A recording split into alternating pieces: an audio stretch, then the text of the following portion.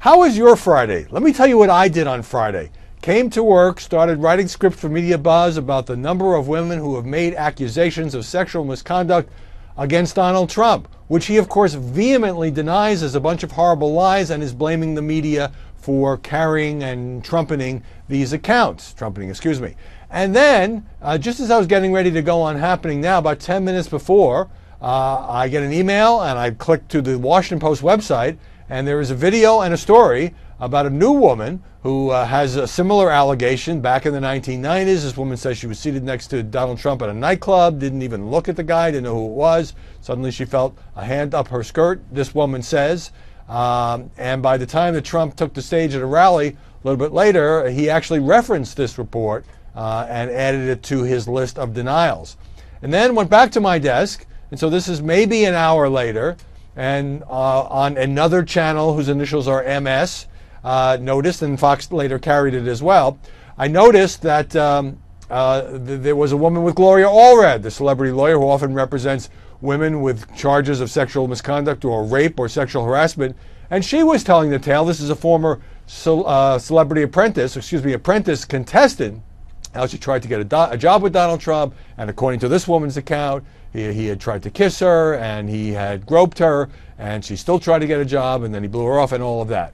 Now, the reason I go through this point by point is the media are just absolutely awash in this stuff. It is utterly dominating the campaign, not just overshadowing, any comparable stories about Hillary Clinton. When I say comparable, I mean WikiLeaks or anything related to her campaign. In fact, she's staying out of the limelight, getting ready for the next debate, and then allowing this Trump story to seize all the headlines.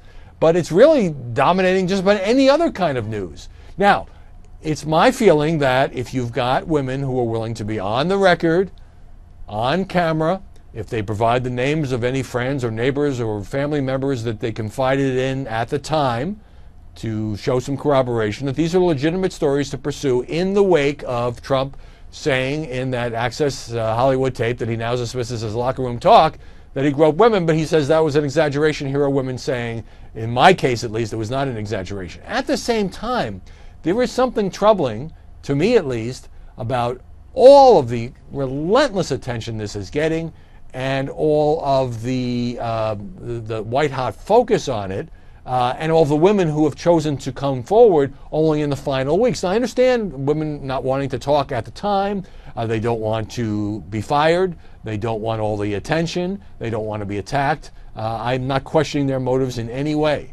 But the fact that so many of them are coming out now on the eve of an election raises fair questions as to whether or not there is, not coordination, because I don't see any evidence of that, but just sort of a piling on effect. And finally, all of this media attention on something that's important, it goes to presidential character, is completely obliterating any discussion of taxes and jobs and health care and terrorism and all things that affect the lives of millions and millions of average Americans. And so I just worry as we pursue this story, legitimate story though it is, and try to find the truth in these disputed incidents, whether or not we have somehow allowed this election to go into the tabloid gutter to a point where what's being debated, Bill Clinton's accusers, Donald Trump's accusers, has increasingly less to do with the problems facing this country.